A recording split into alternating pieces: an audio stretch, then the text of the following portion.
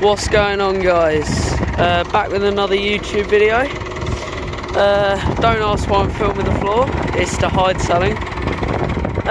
We have finally got the Massey up to scratch, all with newly painted bonnet, front, weight mounts, everything.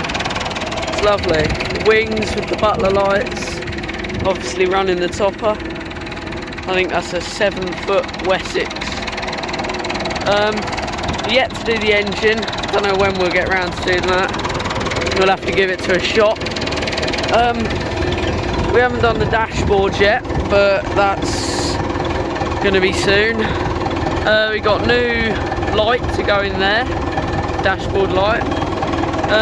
Battery cover has gone, but we're just spraying it at the moment. Yeah, it's looking good. Original 165 badges on it, new stickers.